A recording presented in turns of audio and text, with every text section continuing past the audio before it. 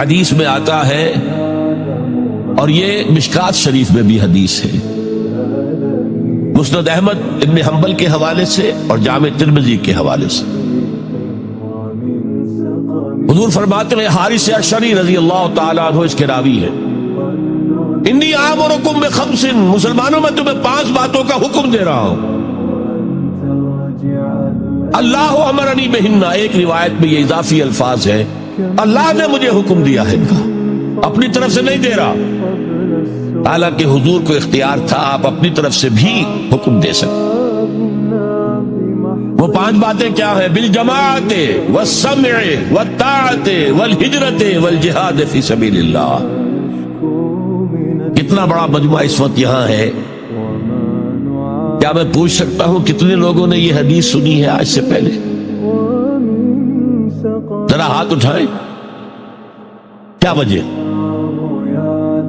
دیکھیے 5 چیزیں وہ ہیں جو ہم میں سے ہر ایک کو یاد ہے، حدیث یاد ہونا ہو اس کا ایسنس تو یاد ہے۔ بنی الاسلام علی 5، شہادت اللہ الہ الا اللہ وان محمد رسول اللہ، واقام الصلاۃ وایتاء الزکاۃ وصوم رمضان وحج البیت من استطاع الیہ سبیلا۔ کس کو نہیں معلوم 5 ارکان اسلام؟ اور کس نے فرمایا؟ یہ حضور نے۔ اور یہ کلام خبریہ ہے، بنی الاسلام علی 5، اس میں امر کا انداز نہیں ہے، خبر ہے۔ اسلام کی تعبیر 5 بنیادوں پر ہے، یہ حدیث ہمیں یاد ہے، اور جس کے کہہ رہے ہیں میں حکم دیتا ہوں تمہیں اور اللہ نے مجھے حکم دیا ہے، یہ 5 باتیں ہمارے ذہن سے نکل گئی، اس لیے کہ ہمارے ذہن میں اسلام کا تصور مذہب کا ہے، دین کا ہے ہی نہیں۔ ہم وہی سمجھتے ہیں کہ نماز ایک تو یہ کہ ہمارے عقائد ٹھیک ہو، نماز روزہ حج زکوٰۃ کا تقاضا ہو، اور کچھ جو ہمارے سوشل کسٹمز ہیں، عیدیں منائے، جمعہ پڑھے، قربانیاں دیا کریں عید الاضحیٰ میں، بچے کا عقیقہ کریں، مردے کو دفنائیں کفنائیں، شادی ہو تو ایجاب و قبول کرائیں، پھیرے نہیں ڈلوائیں گے، پر یہ ہمارا دین ہے، ہمارا مذہب ہے، مذہب دین نہیں ہے، یہ دین کا تصور ہی نہیں۔ ہم اتنے خوگر ہو گئے محکومیت کے کہ دین کی اقامت کا تصور، دین کو غالب کرنے کا تصور ہمارے ذہن سے نکل گیا، ذہن میں ہے ہی نہیں۔ علماء کو بھی اجنبی سی بات لگتی ہے، یہ کیا بات کہہ رہے ہیں، یہ تو اجنبی سی بات ہے، اس لیے کہ ہمارے ذہنوں سے تصور نکل۔ پہلے مسلمان بادشاہ تھے، ملوکیت تھی، وہ اسلام تو نہیں تھا، اسلامی نظام تو خلافت راشدہ کا تھا، ابو بکر اور عمر اور عثمان اور علی اور حضرت حسن کو میں مزید شامل کرتا، تب 30 برس بنتے جو حضور نے فرمایا تھا کہ یہ 30 برس خلافت ہے، بعد میں تو ملوکیت آ گئی، یہ بنو امیہ کے بادشاہ تھے، چاہے خلفاء اپنے آپ کو کہلوائے، بنو عباس تو بڑے بادشاہ تھے، شہنشاہ تھے، بڑے محل بنائے تھے، اور یہی حال پھر ان کو ہم کہہ دیتے ہیں عثمانی خلفاء، یعنی ترک بادشاہ اور شہنشاہ، ان کا بھی حال یہی تھا، اسلام کا۔ اس کے بعد آگئے انگریز، انگریز نے کہا قانون ہمارا ہوگا، کرمنل لا ہمارا ہوگا، CRPC ہماری ہوگی، سول لا ہمارا ہوگا،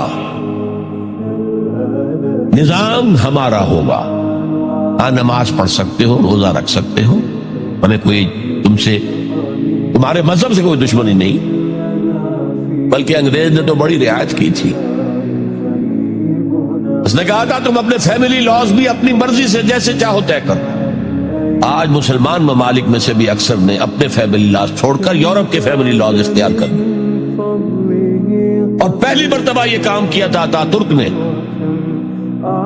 اور یورپ کے اخبارات نے پھر تنزیہ لکھا تھا کہ یہ عجیب قوم ہے، کہتی ہے کہ بہترین قانون ہمارے پاس ہے، اور حال یہ ہے کہ فیملی لاز بھی ہم سے مانگ رہے ہیں، رومن لاز سے اخذ کر رہے ہیں فیملی لاز، یہ ان کا حال ہے، کہتے ہیں بہترین قانون ہمارے پاس ہے۔ تو انگریز کے آنے کے بعد اب ہمارا علماء کا قال اللہ و قال رسول یا مدرسہ چلا لیں. بہرحال انہوں نے بڑی خدمتیں کی ہیں. اگر یہ نہ ہوتا تو شاید ہمارے ہاں مساجدیں آباد ہی نہ ہوتی. کم سے کم علماء نے وہ پوزیشنیں جو ہے وہ پر کی ہیں. ایک ڈھانچہ جو ہے وہ برقرار رکھا ہے, اس میں کوئی شک نہیں ان کی خدمات. لیکن انگریز نے تو جو بھی تھا صرف اتنی آزادی دی تھی, اسی کو ہم ذہناً ریکنسائل کر چکے ہیں. بس اسلام یہی ہے. نہیں. اور آج میں آپ کو بتا دوں, امریکہ اور انگلینڈ خاص طور پر اور بقیہ عیسائی مملکتیں بھی بالعموم اسلام کے خلاف جو جنگ جاری کر رہے ہیں اور تیزی کے ساتھ یہ بڑھے گی, اس کا بھی معاملہ یہ ہے کہ مذہب کی حیثیت سے اسلام کے خلاف ان کی کوئی جنگ نہیں. جب بش کہتا ہے کہ ہم تو اسلام کے خلاف نہیں, صحیح کہتا ہے, سچ کہتا ہے. وہ یہ کہہ سکتے ہیں, you have come here, you have purchased churches and synagogues and converted them into mosques. Did we object? تم یہاں آئے, تم نے چرچ خرید کے مسجد بنا لی, سینیگوگ یہودیوں کا خریدا اور مسجد بنا لی. ہم نے کبھی روکا تمہیں؟ تم نمازیں پڑھتے ہو, ہم نے روکا. روزے رکھتے ہو, ہم نے روکا. بلکہ رمضان میں وائٹ ہاؤس میں ایک افطاری بھی دے دیتے ہیں تمہیں, سیریمونیل. تمہاری عید ہے, بقرہ عید ہے, ہم کو کومیموریٹو سٹیمپس جاری کر دیتے ہیں. یہ عید کا جو ہے ڈاک کا ٹکٹ ہے اور یہ بقرہ عید کا ہے. تو مذہب سے تو ہمیں کوئی اعتراض نہیں, لیکن اسلام کا سیاسی, معاشی اور سماجی نظام, nothing doing. We will not bear it. نظام ہمارا ہوگا. اور سمجھ لیجئے یہ تاریخ نے پورا سرکل, ایک گھیرا پورا کر لیا. وہ جو مولانا حالی نے کہا تھا, اے خاصہ خاصان رسول وقت دعا ہے, امت میں تیری آ کے عجب وقت پڑا ہے. وہ دی جو بڑی شان سے نکلا تھا وطن سے, پردیس میں وہ آج غریب الغرباء ہے. کس شان سے نکلا تھا اسلام, اور آج بالکل ریورس ہو گیا معاملہ. اسلام نے یہ کہا تھا, اسلام لے آؤ, ہمارے برابر کے بھائی ہو جاؤ گے. ہم یہ بھی نہیں کہیں گے ہم پرانے مسلمان ہیں, سینئر مسلمان ہیں, ہمارے حقوق زیادہ ہیں, تم نیو کمرز ہو, نو مسلم ہو, تمہارے حقوق نہیں, بالکل برابر. یہ نہیں تو اسلام کی بالادستی قبول کرو, چھوٹے ہو کر رہو, ہاتھ سے جزیہ پیش کرو. یؤتوا الجزیۃ عن ید وہم صاغرون. پھر تم یہودی رہو مذہب کے طور پر. نظام ہمارا ہوگا دین حق کا, وہ غالب ہم نے کرنا ہے. محمد الرسول اللہ بھیجے گئے دین کو غالب کرنے کے لیے. ہمارے اندر طاقت نہ ہو تو کیا کریں, مجبور ہے. لیکن طاقت ہو اور پھر دین کو غالب نہ کریں تو ہم تو غدار ہیں اللہ کے. لہذا کیا کہتے تھے, ایمان لے آؤ, برابر کے ہو جاؤ گی.